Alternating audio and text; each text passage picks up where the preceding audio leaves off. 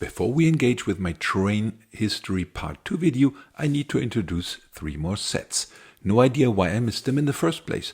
As mentioned, I want to take you onto a journey over time, hence we need buildings and trains to provide a similar layout for different eras. With that, hello and a warm welcome from Dr. Noppe. What? You missed the oldest building in your collection? Really?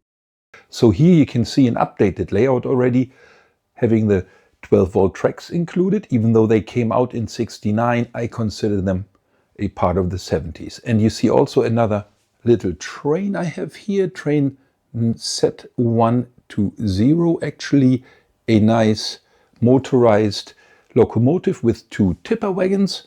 I will show that in a moment, but what is important is that we had, of course, the Shell gas station, which I showed you in the last video, but we did not have 2 important new buildings. So here we have the very first freight train set from LEGO, actually released in 1969, LEGO Set 120, freight train with tipper wagons, right? And we see we have interesting tipper wagons here, 2 of the same make, and there actually was a separate set later on which you can purchase, just the tipper wagons, so you could put stuff in here and then unload it like this.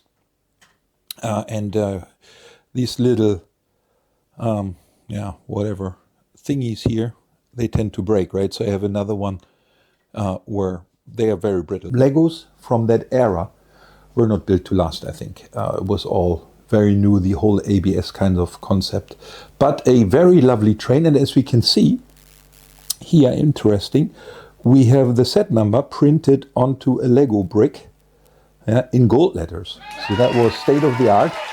Unfortunately, now we know we got stickers, but then they provided us with unique prints. Yeah, and it's a lovely train. It's motorized, 4.5 volt engine. We have this battery box here, which is a unique battery box, which you could put on wheels, and it's very wide, but it does the trick, as we can see. Yeah, it works after more than 50 years. And we're missing a light. Yeah, so that was important.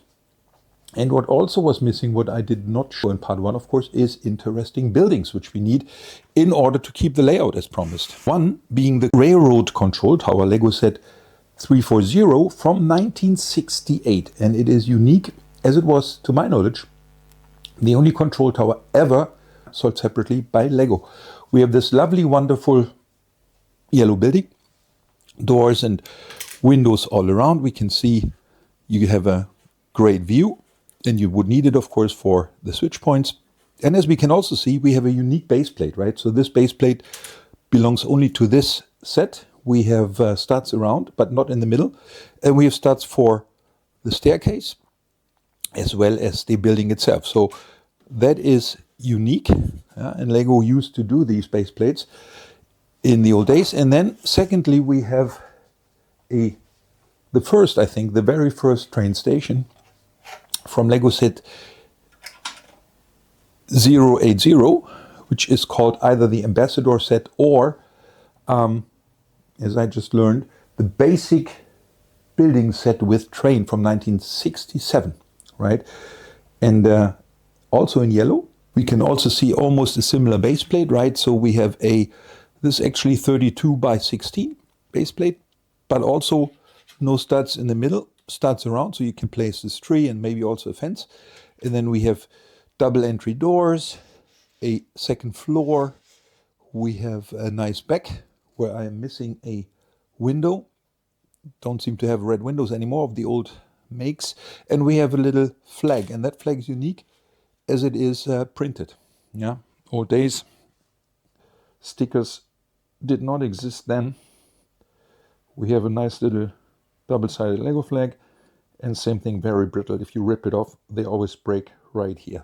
Yeah, and this flag used to be close to the German flag in part 1, but a nice building. And if we place it like this, and we can see the dimensions, if you put the mini wheel car, as it was called, right? So I think that fits pretty well. You can actually roll it very nicely. If you place a minifigure next to it, I think we get an idea of those doors being too small. This car actually can move all the way over to the railroad control tower and be parked right there. And we have a nice layout. So we will keep this. Now we have added the interesting train. We have a train control tower, which I place over here. And then we have the train station, which I would place over here, like this. And that is a layout I intend to keep. Now, even though I must admit the control tower is a bit tricky, as we only got one other one later on, but it was part of a set, as was, of course, the first train station. But train stations we need because they will reappear, of course, time to time. It's my oldest building, actually, that I had, including the base plate. So this is really what I had. For this one, I had to buy the base plate, which was kind of expensive. And this I also purchased. I didn't have it anymore. But that is the layout we keep for the upcoming decades. And with that, we will go over to part 2 now. Thanks for watching.